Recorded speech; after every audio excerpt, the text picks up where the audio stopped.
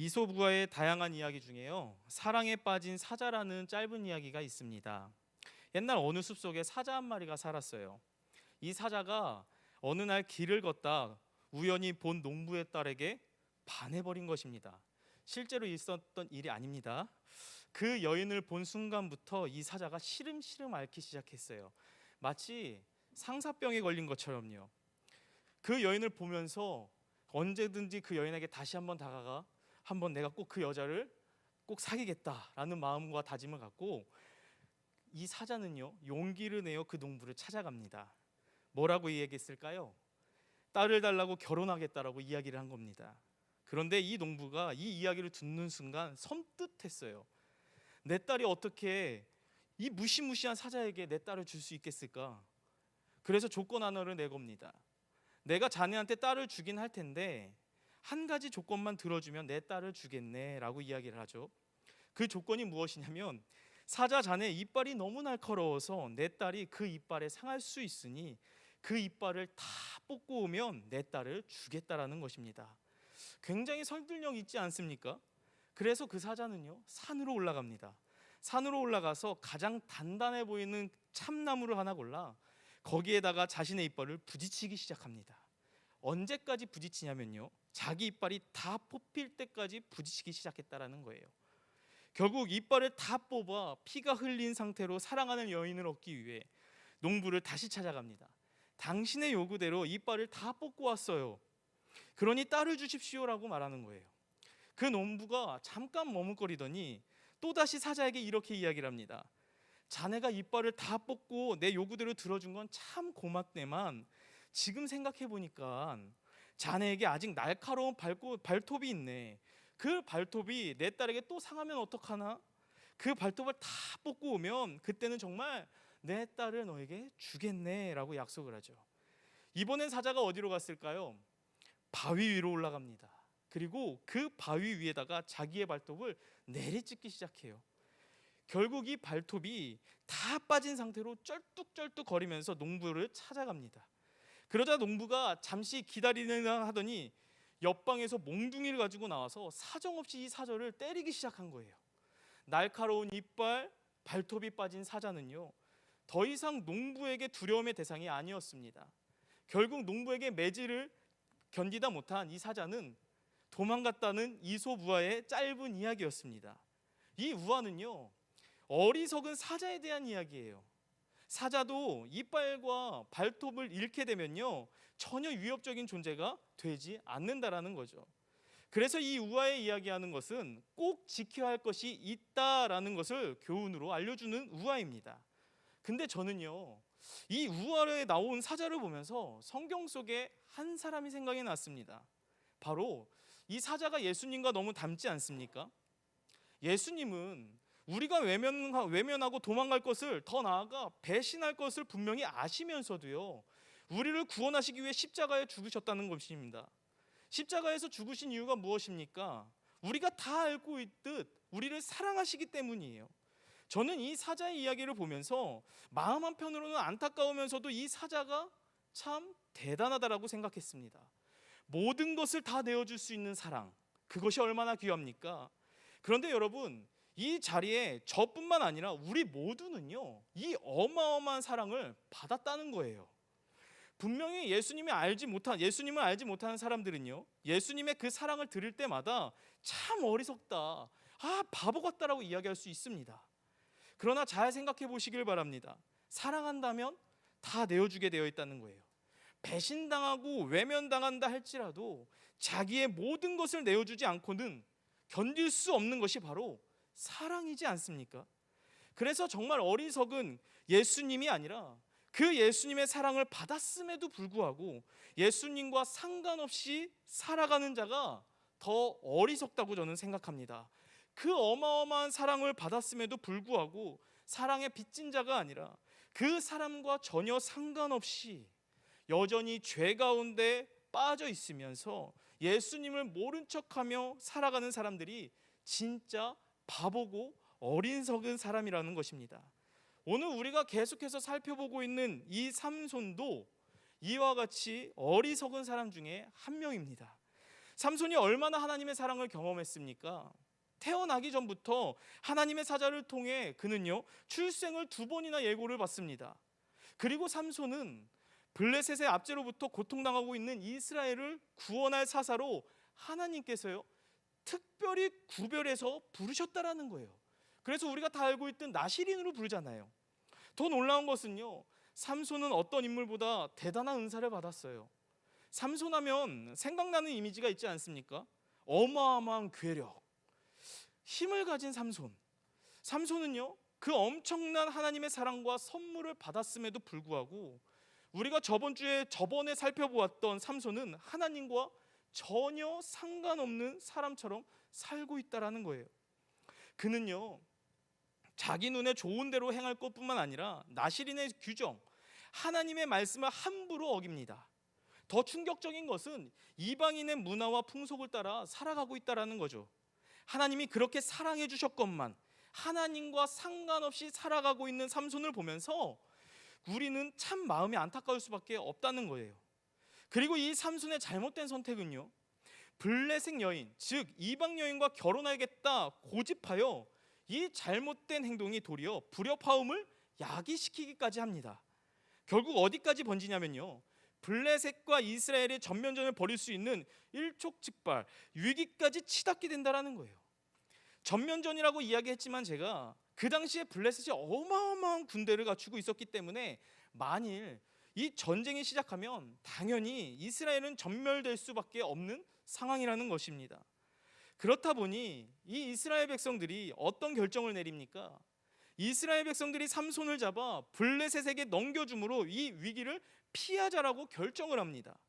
결국 자기 동족인 삼손을 포로로 잡아 블레셋에게 넘겨주자라고 성경은 기록하고 있다는 거예요. 오늘 함께 읽진 않았지만요, 바로 앞 본문 13절을 보면요, 그들이 삼손에게 말하여 이르되 아니라 우리가 다만 너를 단단히 결박하여 그들의 손에 넘겨줄 뿐이요 우리가 결단코 너를 죽이지 아니하리라 하고 새 밧줄 둘로 결박하고 바위 틈에서 그를 끌어내리라 라고 말하고 있습니다.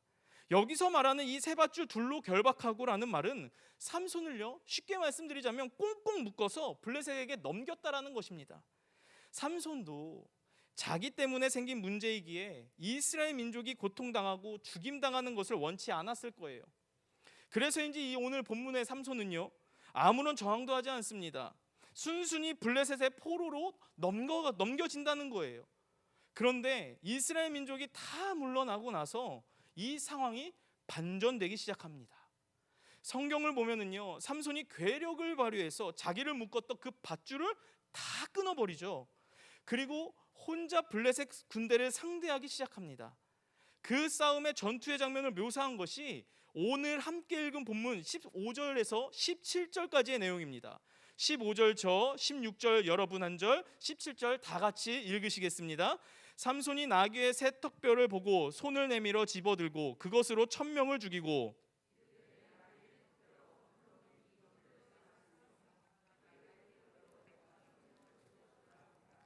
그가 말을 마치고 턱뼈를 자기 손에서 내던지고 그것을 라말레이라 이름하였더라. 삼손이 밧줄을 끊고 나서 찾아보니까 무기가 될 만한 걸 찾았습니다. 어떤 무기입니까? 나귀의 턱뼈이죠. 그래서 이 나귀의 턱뼈를 들고 블레셋 사람들을 죽이기 시작하는데요, 성경은 몇 명을 죽였다고 이야기합니까? 1000명을 죽였다고 기록합니다. 놀랍지 않습니까? 삼손은 분명 변변한 무기가 없었음에도 불구하고 완전히 무장하고 싸우러 나온 블레셋 군대를 혼자서 다 격파해버린 거예요. 분명 하나님이 주신 어마어마한 힘으로 전쟁에서 승리하신 것입니다. 그런데 이 승리를 맛본 삼손이 시를 지어서 노래를 부르는데요, 그 노래가 16절인데요 이 16절을 제가 다시 한번 읽어드리겠습니다. 이르되 나귀의 턱뼈로 한 더미 두 더미를 쌓았으며 나귀의 턱뼈로 내가 1000명을 죽였도다. 너무너무 자랑스러워서 자기가 시를 지어 노래를 부르고 있는 것입니다. 그런데 여기에서 도드라지게 보여지는 게 한 가지가 있습니다. 그게 무엇인지 아십니까? 내가입니다. 그러니까 내가 나귀의 턱뼈로 한 더미 두 더미를 쌓았으며 내가 나귀의 턱뼈로 1000명을 죽였도다. 무슨 말이냐면 삼손이 이 모든 일을 자기가 했다라고, 내가 했다라고 선포하고 있는 것입니다. 어떻게 보면 이 시에는 자신의 능력을 주신 하나님을 찬양하는 부분이 분명히 있어야 되죠. 그러나 그런 부분 전혀 없습니다. 삼손이 오로지 자신의 능력을 자랑하기 바쁜다는 거예요. 그리고 그는 자신의 업적을 기념하기 위해 17절 하반절을 보면 그곳을 라맛 레이라고 부르게 되죠. 이 라맛 레이가 무슨 뜻이냐면 턱뼈의 산이라는 뜻을 갖고 있습니다. 이건 역시 내가 했다라는 의미가 담겨져 있어요. 내가 이 나귀의 턱뼈로 1000명을 죽이고 산을 이루었다라는 것은 자기 과시요 내가 했다라는 것을 드러내고 싶은 자기 공로가 이 라맛 레이의 안에 담겨져 있다라는 거예요.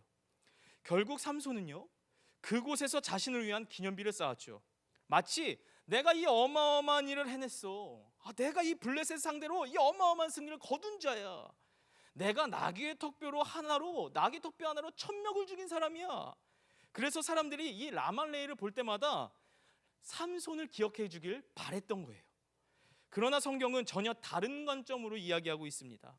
저희가 15절에서 17절까지 방금 읽었는데요, 그 전에 14절을 보면은요, 이 전쟁의 승리가 누구로부터 기인한 것인지를 분명히 밝혀주고 있습니다. 오늘 함께 읽은 14절 말씀 다 같이 읽으시겠습니다. 레이의 이름에 블레셋 사람들이 그에게로 마주 나가며 소리 지를 때 여호와의 영이 삼손에게 갑자기 임하시매 그의 팔 위에 밧줄이 불탄 삼과 같이 그의 결박되었던 손에서 떨어진지라. 14절에서는요, 이 놀라운 힘이 누구로부터 나왔다고 이야기합니까? 여호와의 영이 누구한테 임했다고 합니까? 삼손에게 갑자기 임하매. 여러분, 사사기에서 삼손에 대한 기사는 13장부터 16장까지 기록되어 있습니다. 그런데 삼손에 대해 자세히 살펴보면요, 그의 괴력을 발휘할 때마다 동일하게 등장하는 구절들이 있습니다. 사사기 14장 6절 상반절 말씀에 여호와의 영이 삼손에게 강하게 임하니, 또 사사기 14장 19절 말씀에 여호와의 영이 삼손에게 갑자기 임하심에, 그리고 오늘 함께 읽은 본문 사사기 15장 14절에도 여호와의 영이 삼손에게 갑자기 임하심에라고 성경은 말해주고 있습니다. 결국 성경을 통해서 우리가 알 수 있는 것은 그 모든 일이 삼손에게 기인한 것이 아니라 하나님으로부터 기인했다는 것을 알 수 있는 것이죠. 또한 하나님의 영이 그에게 함께 하셨기 때문에 그 일들이 이루어졌다는 것을 성경은 분명히 우리에게 알려주고 있습니다.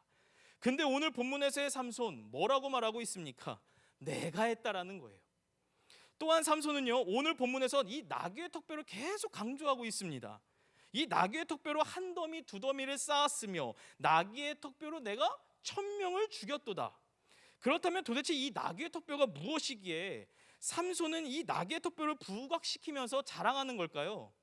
이 나귀의 턱뼈는요, 사람을 죽일 수 있는 살상 무기가 전혀 아니에요. 이 나귀의 턱뼈의 크기가 얼마 정도냐면 길이는 대략 25cm, 그리고 무게로는 400g 정도 나간다고 합니다. 그러니까 이건 무기라고 할 수 없을 뿐만 아니라 보잘것없는 물건이라는 거예요. 그런데 삼손을 보세요. 이 나귀의 턱뼈를 부각시키면서 계속 이야기하는 이유가 무엇입니까? 그 보잘것없는 것으로 내가 이 놀라운 승리를 이겨냈던 사람이다라고 말하고 싶은 거예요. 마치 이런 것이죠. 내가 사업을 시작할 때 자본금 하나 없이 시작했어. 근데 봐라, 지금 내 기업은 100억 기업을 일구었잖아. 여기서 중요한 것이 무엇인지 아십니까? 자본금 하나 없었다라는 것을 이야기하고 있다는 거죠. 내가 얼마나 대단한 사람인지 너희들 알아? 이거와 똑같다라는 것입니다. 오늘 본문의 삼손이 꼭 그랬어요. 나귀의 턱뼈, 보잘것없는 것으로 이 엄청난 승리를 거둔 자를 자기라고 자랑하고 있다는 것입니다. 그런데 우리도 이런 마음이 들 때가 있지 않습니까? 내가 얼마나 대단한지, 내가 얼마나 성공했는지, 내가 얼마나 똑똑했는지, 더 나아가 내가 얼마나 지혜로운 자를 드러내고 싶을 때가 있다라는 것입니다. 그러나 여러분, 사실 이 나귀의 턱뼈는요, 삼손이 얼마나 대단한지를 드러내는 도구가 아니라 하나님이 얼마나 대단하신 분이신지를 드러내는 영광의 도구가 되어야 되는 게 맞다라는 거예요. 저는 오늘 본문을 묵상하면서 이 삼손과 정반대의 인물을 또 찾아보았습니다. 바로 다윗입니다. 다윗이 골리앗 앞에 나아갔을 때 기억하십니까? 다윗이 골리앗 앞에 나갔을 때 사울은 그에게 자신이 입고 있었던 군복을 벗어서 입혀줍니다. 사무엘상 17장 38절 말씀입니다. 제가 읽어드리겠습니다. 이에 사울이 자기 군복을 다윗에게 입히고 노투구를 그의 머리에 씌우고 또 그에게 갑옷을 입히매. 소년이었던 다윗, 사울은 입었던 자기의 군복과 노투구와 갑옷을 입었지만 다윗은 어떻게 하는지 아십니까? 그 밑에 39절, 40절에 이렇게 기록되어 있습니다. 제가 다시 한번 39절, 40절 읽어드리겠습니다. 다윗이 칼을 군복 위에 차고는 익숙하지 못함으로 시험적으로 걸어보다가 사울에게 말하되 익숙하지 못하니 이것을 입고 가지 못하겠나이다 하고 곧 벗고 손에 막대기를 가지고 시내에서 매끄러운 돌 5을 골라서 자기 목자의 제구 곧 주머니에 넣고 손에 물매를 가지고 블레셋 사람에게로 나아가니라. 다윗에게는요, 사울의 군복과 칼이 익숙했나요? 익숙하지 않았습니다. 도리어 다윗은 무엇을 가지고 전쟁터에 나갑니까? 돌 5개 집어들고 블레셋 사람 골리앗 앞에 나갔다라는 거예요. 상상해 보세요. 전쟁터에 나갔는데 총이 아니라 돌멩이를 집어들고 나간다? 이게 말이 됩니까? 그런데 놀라운 건 이 다윗이 돌멩이 5개만 가지고 나간 진짜 이유가 있었습니다. 그 이유를 45절에서 말해주고 있는데요, 우리 다 같이 사무엘상 17장 45절 다 같이 읽으시겠습니다. 다윗이 블레셋 사람에게 이르되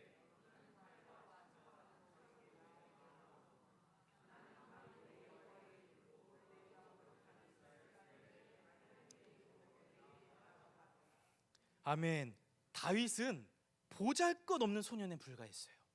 그리고 돌멩이는 용맹한 장수를 쓰러뜨리기에는 형편없는 무기에 불과했습니다.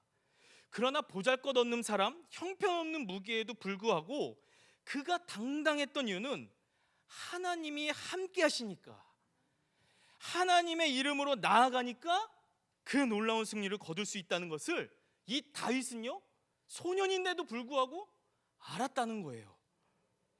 그리고 전쟁에서 승리한 다윗, 그 물맷돌을 통해 하나님이 얼마나 대단한 분이신지를 하나님께 영광을 올려드립니다. 그런데 오늘 본문의 산소는 어떠합니까? 나귀의 턱뼈로 내가 얼마나 대단한 사람인지를 드러내고 있다는 것이죠. 여러분, 교만 그리고 이 자기과시가 얼마나 무서운지 아십니까? 교만은 내가 높아지는 것입니다. 내가 높아지니까 도리어 하나님의 영광을 도둑질하게 되는 거예요. 하나님의 영광을 도둑질한다는 것은 하나님과의 관계를 단절되었다는 의미이기도 합니다.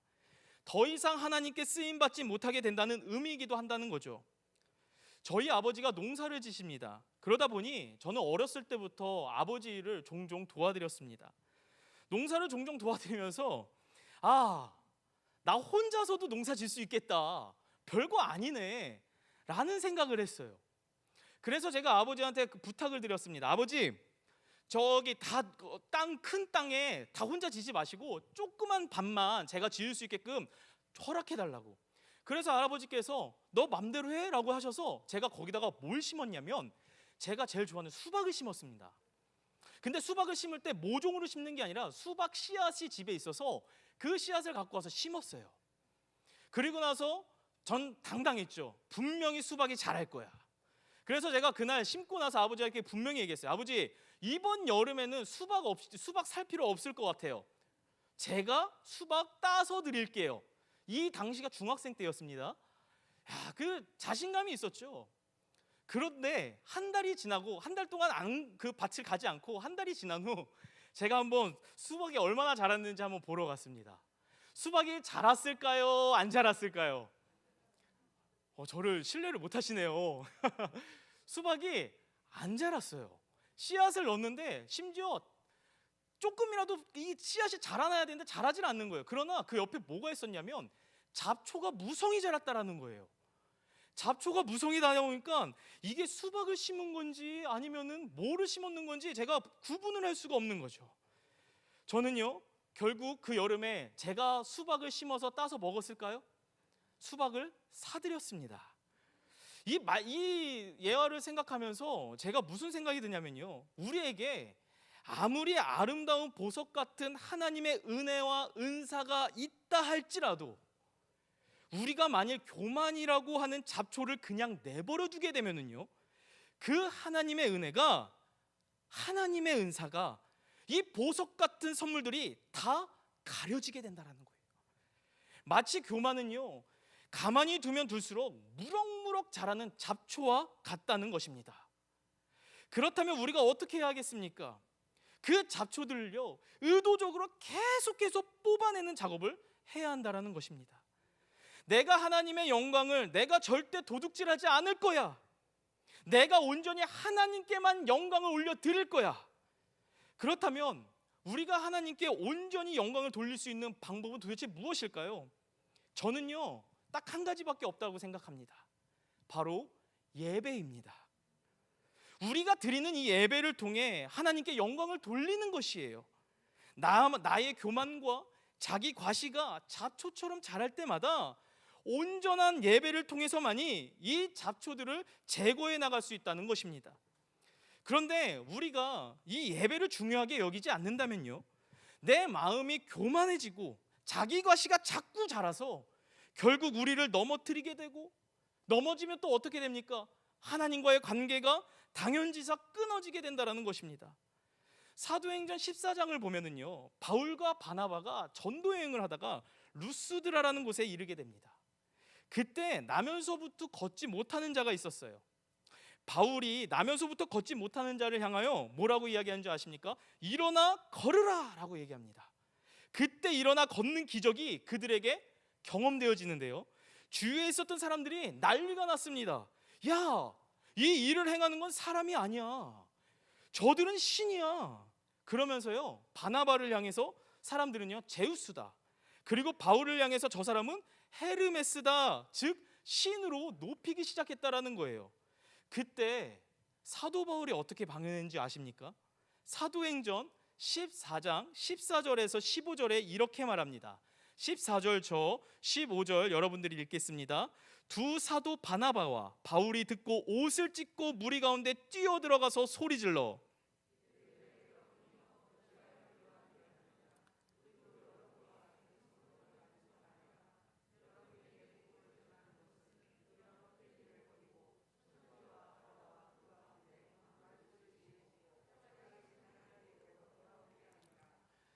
바울은요, 옷을 찢고 그들에게 다가가서 외치기 시작했죠.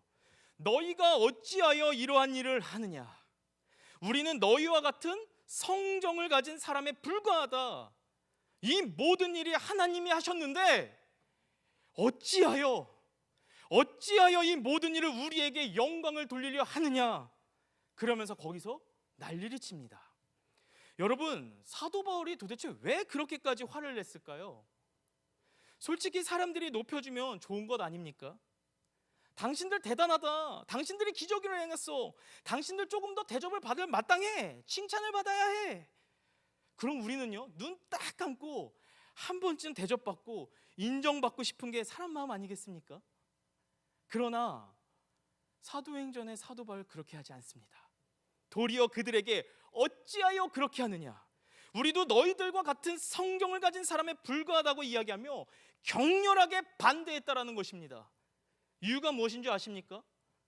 그것을 인정하는 순간 자기 교만, 자기 과시가 드러날 것이고, 그렇게 되면 분명히 하나님과의 관계가 단절된다는 것을 이 사도 바울은 알았다는 것입니다.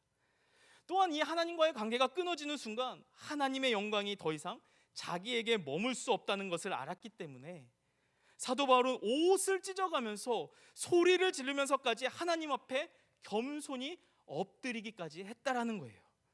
그러나 오늘 본문의 삼손 어떠합니까? 정반대인 모습이죠. 자기 공로와 자기 과시를 드러내지 않습니까? 그렇게 자기 공로와 자기 과시를 드러낸 삼손, 어떤 일이 일어나는지 아십니까? 오늘 본문 18절 말씀에서 얘기해주고 있습니다. 이 18절 말씀 다 같이 읽으시겠습니다. 삼손이 심히 목이 말라 여호와께 부르짖어 이르되 주께서 종의 손을 통하여 이 큰 구원을 베푸셨사오나 내가 이제 목말라 죽어서 할례 받지 못한 자들의 손에 떨어지겠나이다 하니, 어마어마한 승리의 순간에 삼손은 무엇을 느꼈습니까? 목마름을 느꼈습니다. 전 이 부분이요, 단순히 육체적 목마름에만 보지 않습니다. 영적인 목마름이 함께 있었다라는 거예요. 여러분, 탈수 증상이 오기 시작하면은요, 정말 손가락 하나도 까딱하기가 굉장히 힘듭니다. 이 영적인 탈수 증상도 비슷하다고 생각해요. 더 이상 어떤 의욕도, 어떤 도전도, 어떤 용기도 낼 수 없는 상황으로 떨어지게 되었다는 거예요. 지금 삼손을 보십시오. 자기 공로와 자기 과실을 드러내는 과정에서 육체적인 뿐만 아니라 영적으로도 탈수 증상이 왔습니다. 아무것도 할 수 없는 절망의 상황에 빠져들게 되었다라는 거예요. 우리도 이럴 때가 종종 있지 않습니까? 우리도 이처럼 아무것도 보이지 않고 절망의 순간에 마주할 때가 분명히 있습니다. 갑자기 사업이 무너지게 되거나 직장을 그만둬야 되는 상황, 누군가에게 사기를 당해 모든 것을 잃었을 때가 있다는 거죠. 심지어 건강했던 내 몸이 갑자기 건강에 문제가 생긴다는 거예요. 또한 자녀의 문제는 또 어떠합니까? 더 이상 내 힘으로 어떻게 할 수가 없어서 마치 내 가정이 지옥 같은 일들이 우리들의 삶 가운데에 경험되어질 때가 있다는 거죠. 그렇다면 이러한 영적인 탈진, 이런 영적인 탈수 상태에서 우리는 도대체 어떻게 해야 할까요? 오늘 삼손은요, 이 순간에 두 가지를 회복하기 시작합니다. 첫 번째가 무엇인가 하면 18절 상반절을 보세요. 삼손이 심히 목이 말라 무엇을 했다고 합니까? 여호와께 부르짖어 이르되. 삼손의 이야기에서 지금까지 하나님께 기도했다는 이야기는요, 나오지가 않습니다. 그런데 이 18절에서 처음으로 삼손이 하나님의 이름을 불렀다라는 거예요. 그에게 기도가 회복되었다는 것입니다. 하나님의 이름을 처음 부르기 시작한 것이죠. 여러분, 우리의 고난의 상황에서 정말 앞이 보이지 않는 캄캄한 상황에서 우리가 이 기도만 회복될 수 있다면, 우리가 잃어버렸던 그 하나님의 이름을 부를 수만 있다면 그 자리가 회복의 자리가 된다는 것을 꼭 믿으시길 바랍니다. 우리에게 고난이 축복이 되는 이유가 무엇일까요? 그 고난 가운데 하나님을 기억하고 하나님의 이름을 부를 때에야만 그 고난이 저희한테 축복이 된다는 것입니다. 만일 우리가 하나님을 기억하지 않고 하나님을 향한 기도가 회복되지 않는다면 그냥 고난은 고난일 뿐인 거예요. 그러나 그 고난 가운데 하나님의 이름을 부를 수 있다면 그 고난은요, 도리어 우리에게 축복이 된다는 것을 꼭 기억하시길 바랍니다. 이 고난의 순간에 삼손이 회복한 두 번째가 있습니다. 그 두 번째가 무엇이냐면 18절 말씀 다시 한번 보시겠습니다. 18절 말씀 다시 한번 다 같이 읽으시겠습니다. 삼손이 식이 목이 말라 여호와께 부르짖어 이르되 주께서 종의 손을 통하여 이 큰 구원을 베푸셨사오나.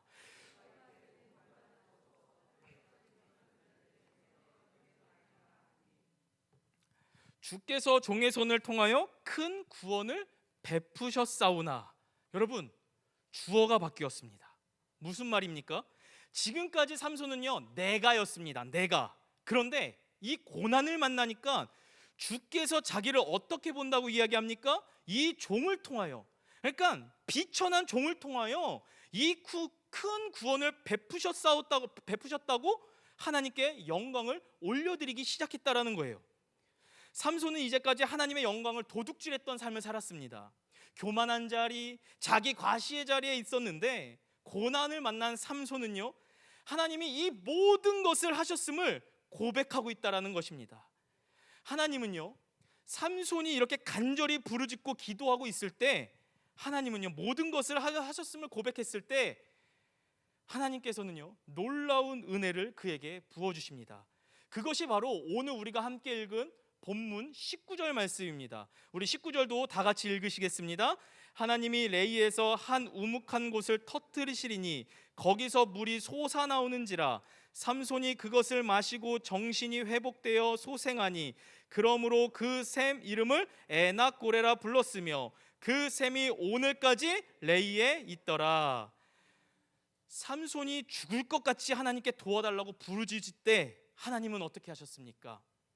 바로 그 옆에 우묵한 곳을 터뜨려서 거기서 물이 터져 나오게 하셨다라는 것입니다. 그래서 삼손이 그곳의 이름을 뭐라고 부릅니까? 에나꼬레. 에나꼬레의 뜻은 부르짖는 자의 셈이라는 뜻을 가지고 있습니다. 내가 하나님 앞에 부르짖었더니 하나님이 나에게 응답하셨더라.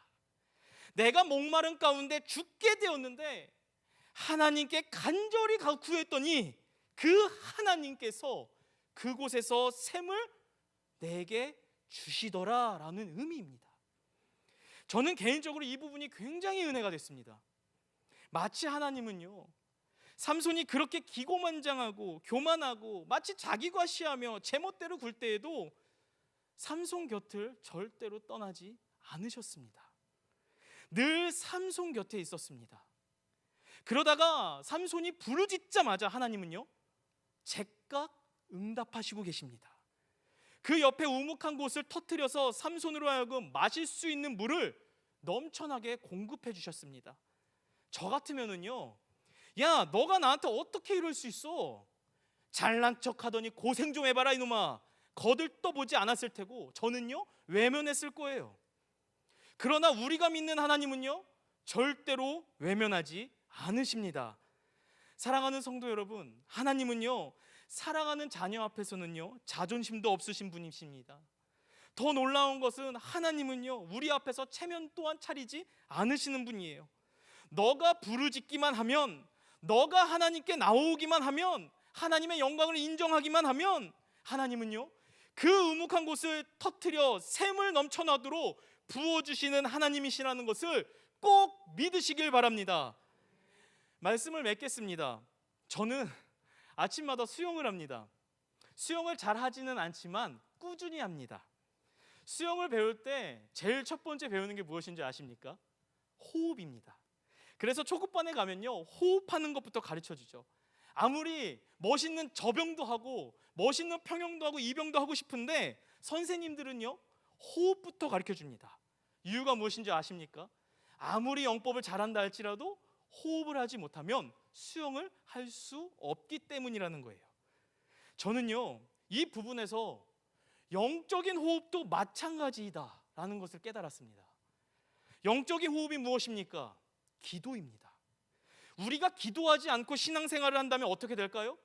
영적인 탈수 증상은 물론이고 극단적으로 표현하면 내 영혼이 메말라 죽게 되어 있습니다.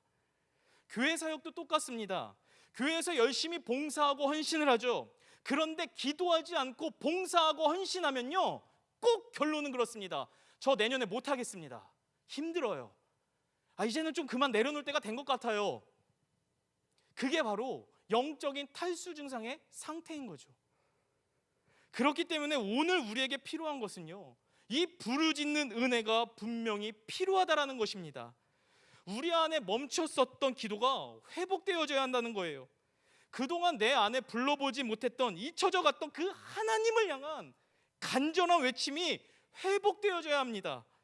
우리가 간절히 부르짖고 기도할 때에 오늘 삼손에게 임한 그 하나님은요, 분명히 우리에게도 동일하게 역사하실 거라고 저는 믿습니다.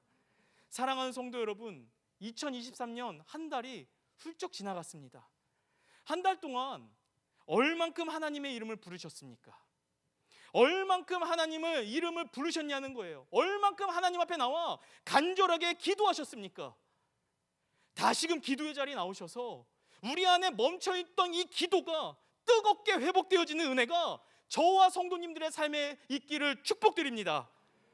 이 간절한 부르짖음이, 이 부르짖는 간절한 기도를 통해서 오늘 본문 보시지 않으셨습니까? 삼손에게 응답하시는 하나님이십니다.